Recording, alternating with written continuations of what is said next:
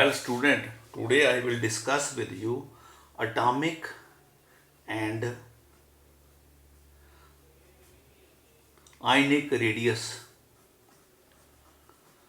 Ionic radius.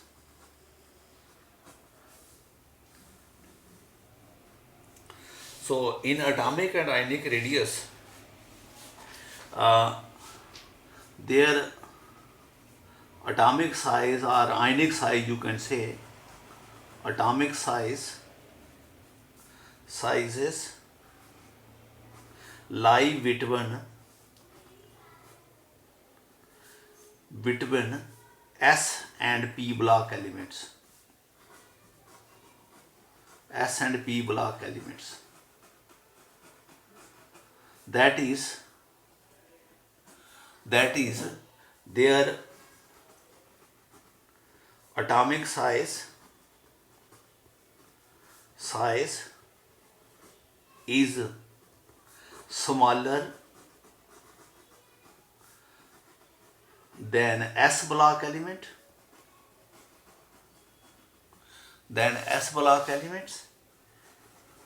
and greater than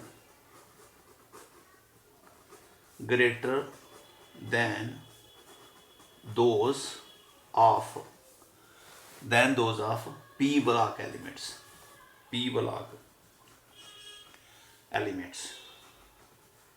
Right, beta? Than those of P block elements. ठीक है बेटा. इनका जो एटॉमिक साइज है in general when we move in a series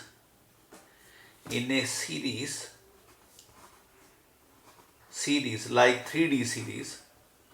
suppose आप 3D series की example ले लो. 3D series, the atomic size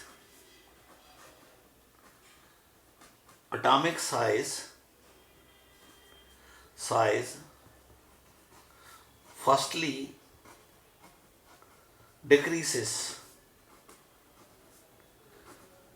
series में पहले एटॉमिक साइज डिक्रीज होता है, then almost in the mid of the series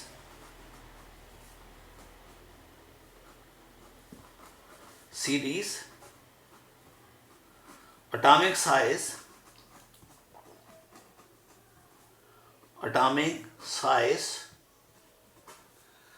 becomes constant. पहले कम होता है, decreases, then atomic size becomes constant,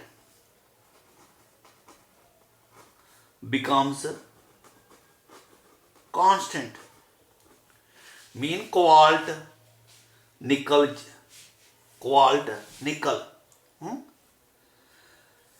constant, and at the end the value of atomic size is increased. ठीक है बेटा, ध्यान से बेटा. पहले साइज डिक्रीज होता है, बीच में आके कांस्टेंट हो जाता है और एंड में आके इंक्रीज हो जाता है. ठीक है, इसकी एक्सप्लेनेशन बेटा कि व्हाई इट इज सो. देखो, ये आपका न्यूक्लियस है, ठीक है. फिर इसका लास्ट वाला लिख लो 3D है, फिर 3D बैलेंस शेल में 3D है, और उसके बाद क्या है 4S. ये है 4S. ध्यान से समझना, ये एक्सप्लेनेशन फॉर दिस है. पहले साइज डिक्रीज होता है, बीच में कांस्टेंट हो जाता है, एंड में बढ़ जाता है. Why it is so. देखो बेटा, ध्यान से ये सेकेंडियम जब आप इधर जा रहे हो हैं, scandium, titanium, vanadium, chromium, manganese, iron, cobalt, निकल, कॉपर, जिंक एटसेट्रा। इसका अटॉमिक नंबर 21, इसका 22, 23, 24। अटॉमिक नंबर बढ़ रहा है। अटॉमिक नंबर बढ़ने से न्यूक्लियर चार्ज भी बढ़ रहा है। अरे अटॉमिक इलेक्ट्रॉन बढ़ेंगे तो प्रोटॉन भी बढ़ेंगे। तो इलेक्ट्रॉन जो है वो कंटिन्यूसली किस में आर में है? 3D में। पहले एक इलेक्ट्रॉन है, ठीक है, फिर उसके बाद 2 इलेक्ट्रॉन है, ठीक है। दो इलेक्ट्रॉन होने से 2 प्रोटॉन बढ़ गए, ठीक है। और प्रोटॉन बढ़ने से ये प्रोटॉन ने इलेक्ट्रॉन को खींचा अपनी ओर, और खींचने से साइज क्या होगा? डिक्रीज। जहां और बढ़ गए, फिर प्रोटॉन बढ़ गए, साइज डिक्रीज। और इलेक्ट्रॉन बढ़ गए, प्रोटॉन बढ़ गए, साइज डिक्रीज। और इलेक्ट्रॉन बढ़ गए हैं, साइज डिक्रीज हो रहा है। आपको मालूम है ये न्यूक्लियर चार्ज बढ़ रहा है और इन इलेक्ट्रॉन को वो खींच रहा है। लेकिन अब सुनना मेरी बात, कांस्टेंट क्यों हो गया? बीच में जाके कांस्टेंट क्यों हो गया?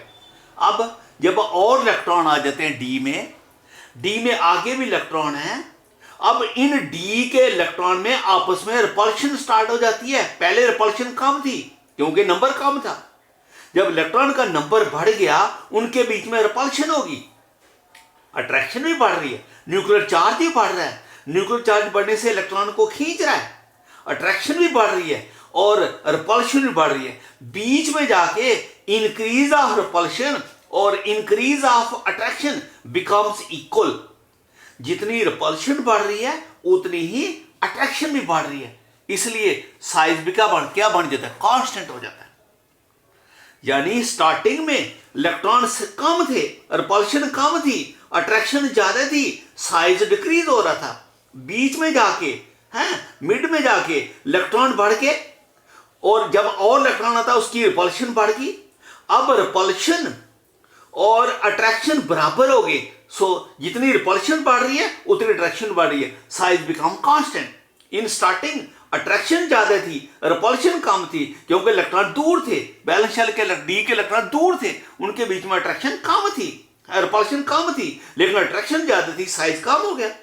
लेकिन बीच में जाके रिपल्शन भी बढ़ गई, अट्रैक्शन भी बढ़ गई। This attraction of nucleus with for the electrons present the d and the repulsion among the electron d becomes equal, size become constant, and in the end electrons number in the valence shell has increased, nuclear charge also has increased, लेकिन अब repulsion ज्यादा हो जाती है than the force of attraction, यानी repulsion dominate कर जाती है than the force of attraction. So repulsion से वो दूर जाना चाहते हैं, साइज क्या हो गया? इंक्रीज। आपको हमारी बात समझ आ गई? रिवाइज करके सुन लेना वीडियो को, है ओके बेटा, रिपीट नहीं करूंगा, बात समझ आ गई होगी। You can revise the video, reverse करके सुन सकते हो। नेक्स्ट, इसकी वजह से ये एक्सप्लेन कर दिया बेटा। नेक्स्ट जो है मैं आपके साथ डिस्कस कर रहा हूं melting and boiling points. Second property, melting and boiling point. देखो बेटा, in general they have high melting point, high general आपका जो ट्रांजिशन मेटल है उनका हाई मेल्टिंग पॉइंट है, सबका नहीं है, melting points. All are solids, सभी सॉलिड्स हैं, एक्सेप्ट मरकरी। मरकरी आपका एक जो है which is a liquid. Mercury जो है वो एक लिक्विड है, बाकी सारे ठीक है। Melting point, melting point start increases regularly up to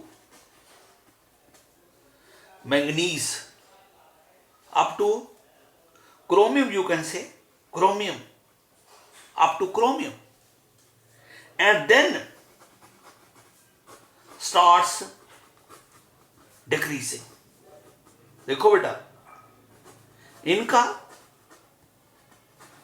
melting point लगातार बढ़ रहा है क्रोमियम तक है। अगर आप ऐसे ग्राफ बनाओगे, ये स्कैंडियम का मेल्टिंग पॉइंट है, ये टाइटेनियम का है, ये वनेडियम का है, ये क्रोमियम का है। लगातार मेल्टिंग पॉइंट बढ़ रहा है, ठीक है। स्कैंडियम का मेल्टिंग पॉइंट कम है, वनेडियम का उससे ज्यादा है, क्रोमियम का उससे ज्यादा है, मैंगनीज का उससे ज्यादा है, लगातार। उसके बाद इट स्टार्ट्स डिक्रीजिंग। बीच में एक प्रॉब्लम है, ठीक है, किसकी? मैंगनीज की। वो डिप डिस्कस करूंगा आपके साथ, ठीक है। तो ये इसकी एक्सप्लेनेशन नेक्स्ट वीडियो में करूंगा बेटा, है ओके।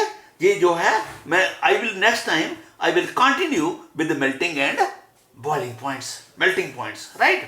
तो मैंने आपको बता दिया मेल्टिंग पॉइंट बढ़ता है जहां तक, फिर डिक्रीज हो जाता है। एक एक्सेप्शनल थोड़ी सी इधर डिप, मैंगनीज के बाद फिर ये बीच में डिप होती है, उसके बाद ये लगातार बढ़ता है। पहले बढ़ता है, फिर थोड़ी सी डिप है, देन स्टार्ट्स डिक्रीजिंग, है। इसकी एक्सप्लेनेशन जो है वो नेक्स्ट वीडियो में बताएंगे बेटे, ओके।